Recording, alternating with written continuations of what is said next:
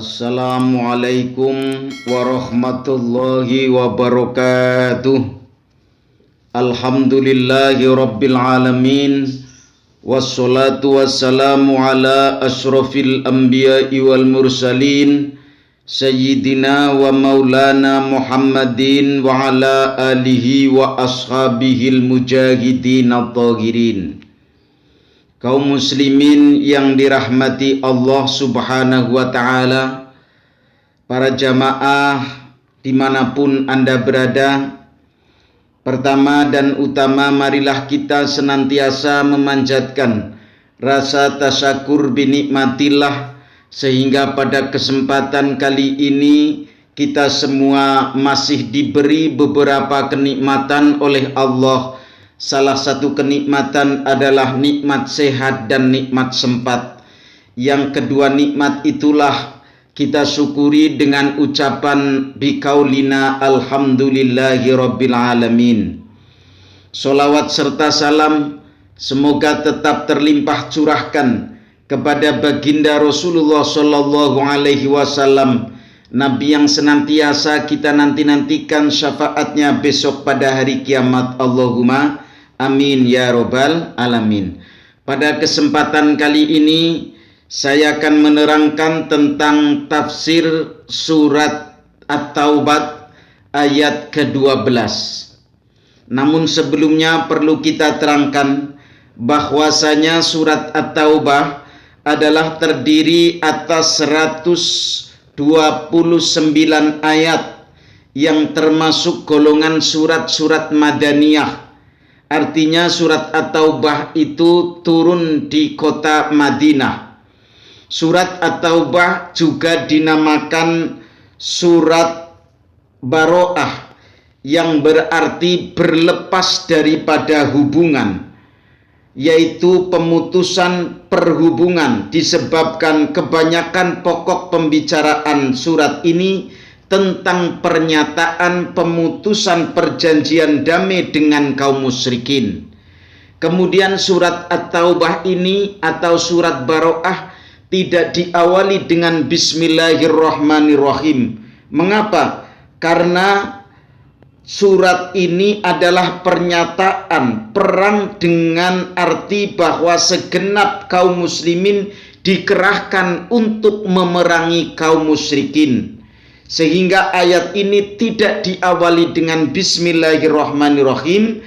Karena apa? Karena basmalah itu sendiri bernafaskan perdamaian, bernafaskan cinta kasih kepada Allah subhanahu wa ta'ala. Mari kita kaji ayat yang ke-112. Bismillahirrahmanirrahim. At-taibuna kang podo tobat kabeh iku rofun rofa alal madhi ingatase pengalem bitakdiri mubtadain kelawan naktirakan mubtada minasyirki saking syirik wan nifaqilan munafik. Artinya orang-orang yang taubat inilah tobat dari kesyirikan, tobat dari kemunafikan. Apalagi di tengah-tengah zaman yang sedang diuji seperti ini. Karena apa? Karena banyaknya kemaksiatan, karena banyaknya kemungkaran di atas muka bumi ini, Allah tidak ridho. Kalau kebanyakan kemungkaran, maka Allah mengutus makhluk yang lain. Untuk apa? Untuk menegur kepada manusia. Siapa yang akan terkena secara keseluruhan? Yang berbuat kemungkaran pun akan terkena murka Allah. Yang tidak berbuat pun akan terkena oleh murkanya Allah subhanahu wa ta'ala. Allah mengutus dengan makhluk yang namanya gunung.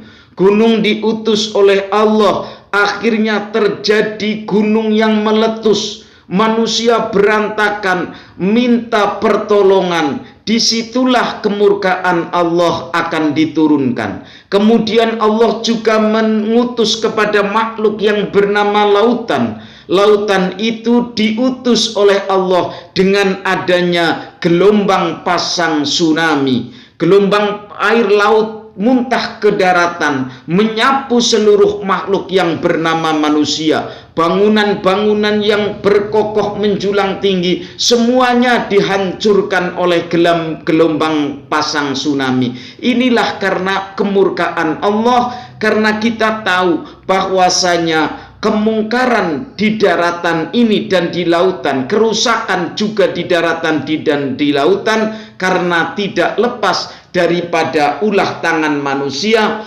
Dhoharul fasad fil barri wal bahri bima kasabat aidin nas. Kerusakan di daratan, kerusakan di lautan, karena sebab ulah tangan manusia.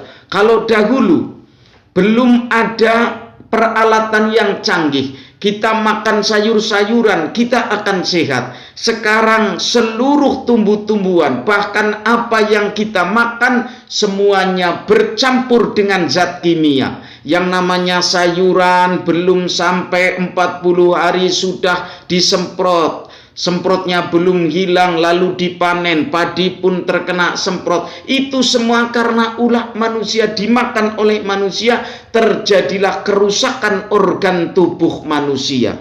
Karena itu kita untuk taibuna, untuk taubat, mendekatkan, menyesali kesalahan, noda dan dosa yang pernah kita lakukan.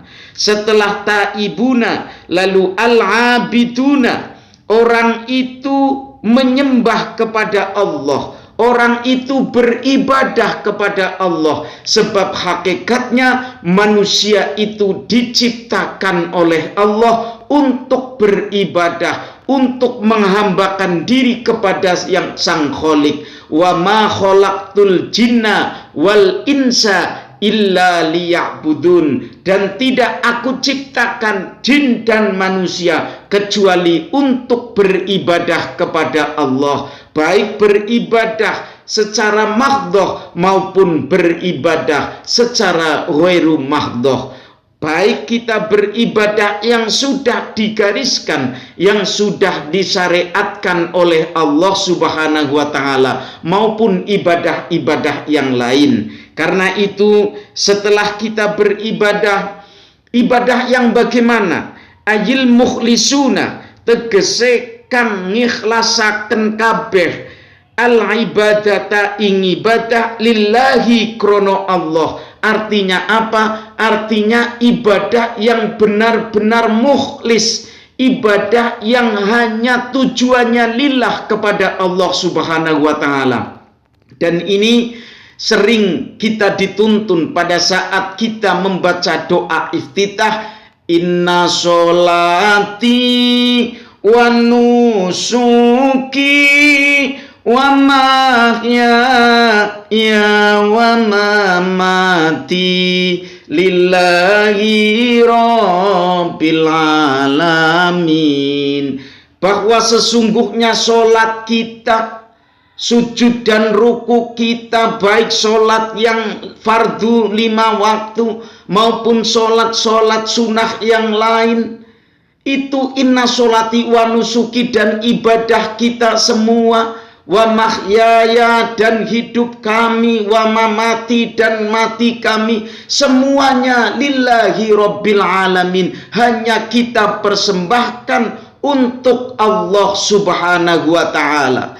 Karena kalau kita beribadah bukan karena tujuan lillah, bukan karena Allah, maka seluruh amal perbuatan kita, maka seluruh ibadah kita akan ditolak oleh Allah Subhanahu wa ta'ala. Ketika kita hadapkan, ya Tuhan, saya menghadap kepada Engkau dengan membawa pahalanya sholat. Kata Allah, sholatmu dahulu di dunia untuk apa? Ketika kamu sholat di dunia, ternyata hanya ingin dipuji. Supaya apa? Disebut orang yang tekun, disebut orang yang paling rajin, disebut orang yang paling tepat waktu ibadahnya. Maka inilah yang digrogoti ibadah kita, bukan karena Allah, tetapi lighairillah, karena manusia mungkin. Karena di dekat mertuanya kita sholatnya khusyuk, tetapi kalau kita sholat sendirian begitu cepatnya. Lah inilah kita kalau ibadah yang bukan karena Allah akan timbul sifat riya.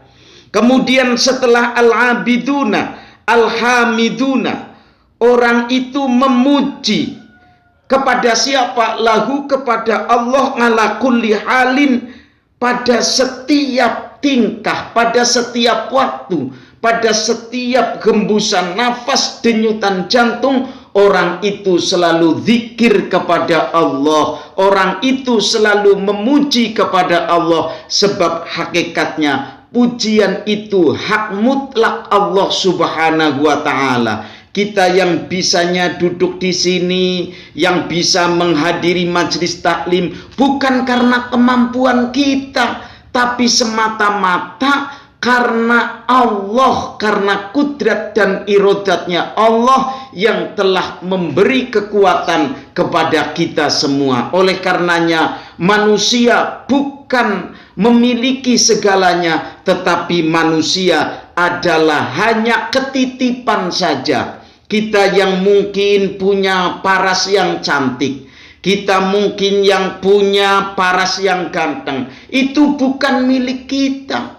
Contohnya, kalau Allah menghendaki mencabut kecantikan kita, mencabut kegantengan kita, apa yang kita sulit? Ternyata kecantikan kita hanya 20-30 tahun, mungkin 40 tahun, 50 tahun, kita sudah tidak cantik lagi, kita sudah tidak ganteng lagi. Oleh karenanya, innallaha la yanduru ila suwarikum walakinnallaha yanduru ila kulubikum wa a'malikum. Allah itu tidak akan menilai kepada potonganmu, Allah tidak akan menilai kepada bodimu, Allah tidak akan menilai kepada jasadmu, tetapi yang akan dinilai oleh Allah adalah apa? Hati dan perbuatan manusia itu sendiri. Karenanya derajat dan pangkat yang paling mulia di atas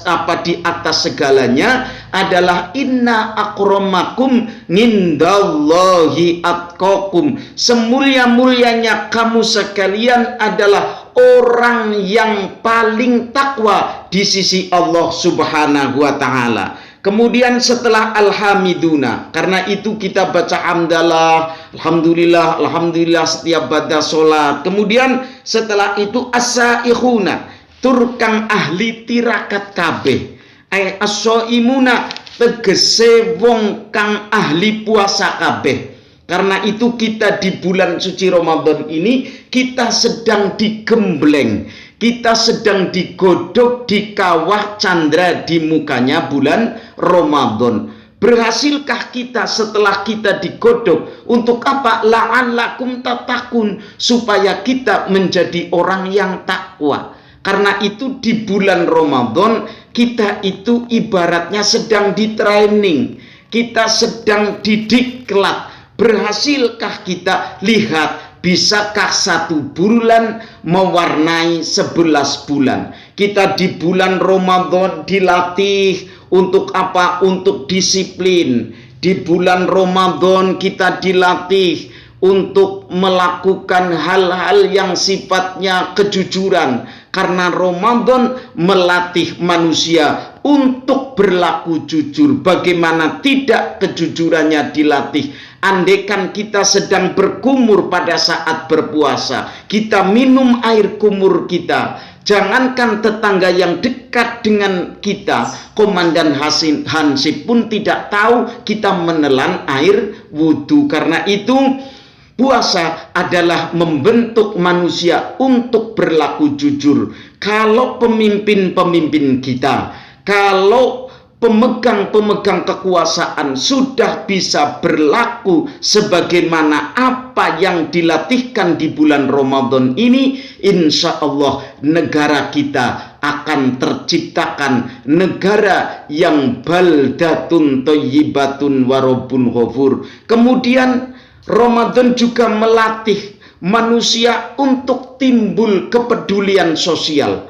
Artinya apa? Kita sehari saja tidak terkena minuman, tidak terkena makanan, itu saja sudah lemah, tidak berdaya. Bagaimana nasib para fakir miskin, orang-orang yang du'afa, yang hidupnya di kolong-kolong jembatan, mereka berhari-hari tidak bisa menikmati rizki, tidak bisa menikmati makanan. Bagaimana mereka tidak merasa lemah di hadapan Allah Subhanahu wa taala. Karena itu Ramadan juga melatih kita untuk melepaskan sifat kesombongan kita. Karena Ramadan untuk membentuk manusia rendah diri di hadapan Allah Subhanahu wa taala. Nanti setelah as-saihuna ar-raqinguna as-sajiduna, orang itu ahli ruku,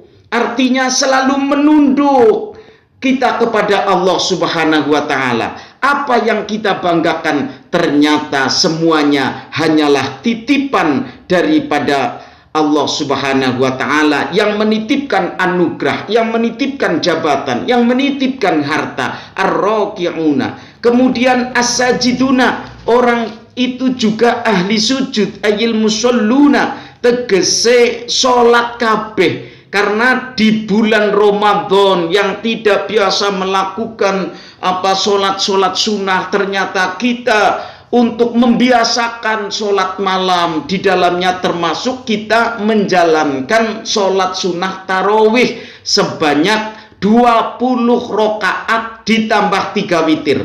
Karena itu sholatnya itu khusyuk, jangan terlalu cepat-cepat seperti orang yang mau balapan. Nah, itulah yang bisa saya sampaikan. Mudah-mudahan ada manfaatnya, dan mudah-mudahan di Ramadan ini benar-benar menghentikan seluruh wabah COVID-19. Dengan masuknya bulan Ramadan ini, penularannya dihentikan oleh Allah dengan masuknya bulan yang penuh keberkahan. Karena puasa adalah kesehatan. Sumu tasihu, berpuasalah kamu sekalian, insya Allah kamu sehat. Terima kasih atas perhatiannya. Mohon maaf atas kesalahannya. Sampai jumpa pada acara dan gelombang yang sama. Usikum wa nafsi bitaqwallah. Wal afu minkum. Wassalamualaikum warahmatullahi wabarakatuh.